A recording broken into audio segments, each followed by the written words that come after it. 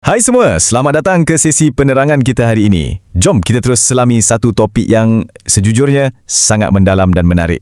Hari ini kita nak bedah dan fahamkan betul-betul intipati daripada modul penghayatan hadis 40 Imam Nawawi edisi kedua yang dikeluarkan oleh Kementerian Pendidikan Malaysia. Fokus kita, hadis nombor 7.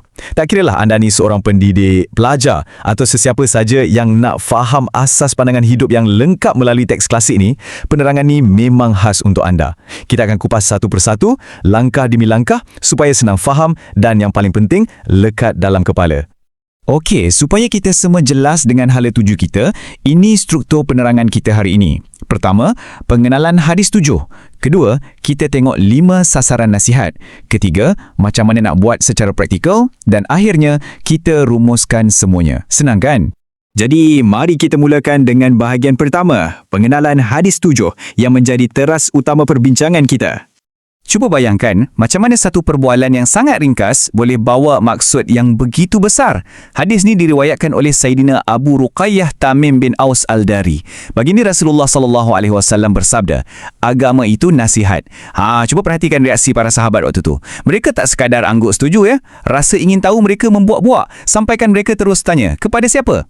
Jawapan yang baginda berikan lepas tu merangkumi semua aspek kehidupan seorang Muslim. Kepada Allah, kitabnya, rasulnya, pemimpin dan kesemua orang Islam. Tapi, kejap. Perkataan nasihat kat sini selalu sangat disalaherti dalam konteks moden kita sekarang.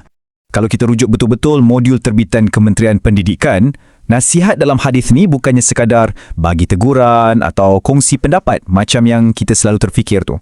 Modul ni bagi definisi yang sangat spesifik, tulus dan setia menunaikan tanggungjawab. Ini sangat krusial kawan-kawan. Hadis 7 ni sebenarnya bercakap pasal keikhlasan mutlak, komitmen dan dedikasi kita dalam jalankan tanggungjawab.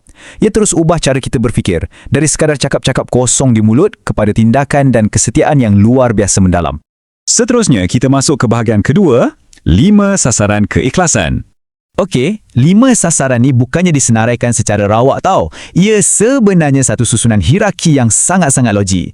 Sifat tulus dan setia, jalankan tanggungjawab tu mesti dihalakan pertama sekali semestinya kepada Allah. Kedua, kepada kitabnya, Al-Quran. Ketiga, kepada Rasulnya. Keempat, kepada pemimpin kaum muslimin yang uruskan hal ehwal awam kita. Dan kelima, kepada semua orang Islam secara amnya.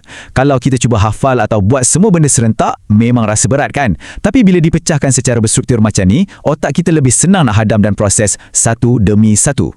Ada hikmah yang cukup luar biasa di sebalik senarai tadi tu. Cuba perhatikan macam mana ia dibahagikan kepada 2 keseimbangan yang cantik sangat. 3 yang teratas tu, Allah, kitabnya dan rasulnya membentuk asas spiritual atau pengabdian rohani kita. Ini ibarat hubungan menegak kita terus dengan pencipta.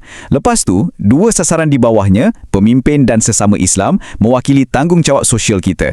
Ini pula hubungan mendatar sesama manusia. Jelas nampak kat sini, modul ni nak beritahu kita tak boleh pisahkan nilai kerohanian dari kehidupan bermasyarakat. Dua-dua ni kena jalan serentak. Baiklah, sekarang kita beralih ke bahagian ketiga, aplikasi praktikal dan aktiviti. Macam mana kita nak praktikkan semua ni? Untuk hidupkan ajaran ni dekat sekolah atau institusi pendidikan, modul penghayatan hadis ada cadangkan beberapa aktiviti yang sangat berkesan. Ada 3 cadangan utama. Pertama, buat tazkirah atau peringatan ringkas. Kedua, halakah ilmu macam kumpulan perbincangan secara berkumpulan.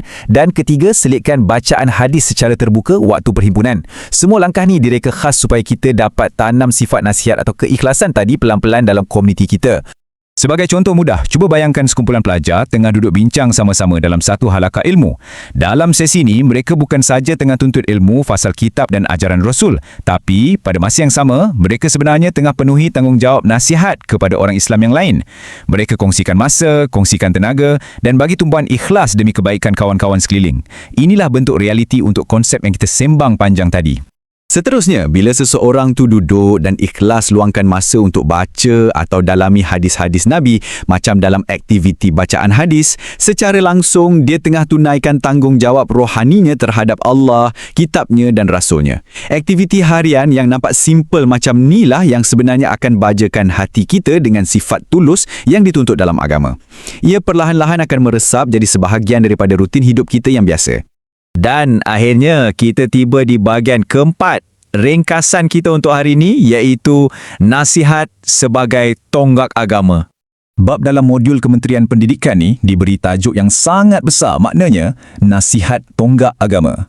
Tonggak tu bermaksud tiang seri, asas utama yang pegang satu-satu struktur supaya tak runtuh berkecai. Mesej utamanya di sini ialah, kalau tak ada keikhlasan dan rasa tanggungjawab yang tulus, tak kiralah dengan Tuhan atau dengan manusia, keseluruhan amalan kita akan goyah. Nasihat dalam erti kata ketulusan ni bukanlah satu add-on atau pilihan tambahan ya. Ia adalah teras mutlak yang menentukan kualiti iman kita. Semuanya saling melengkapi. Jadi sebelum kita melabuhkan tirai penerangan hari ini, saya nak tinggalkan anda dengan satu soalan untuk direnungkan sama-sama. Lepas dah faham yang nasihat tu sebenarnya bawa maksud ketulusan dan tanggungjawab kepada 5 sasaran utama tadi. Macam mana anda sendiri nak bawa nilai ini masuk dalam kerja, dalam pelajaran atau dalam pergaulan anda lepas ni? Adakah anda nak mulakan kumpulan perbincangan kecil sendiri atau mungkin sekadar perbaiki niat waktu bekerja supaya lebih ikhlas? Fikir-fikirkanlah. Terima kasih banyak-banyak sebab sudi fokus dan luangkan masa dalam sesi kita hari ini. Teruskan semangat ingin tahu anda dan kita jumpa lagi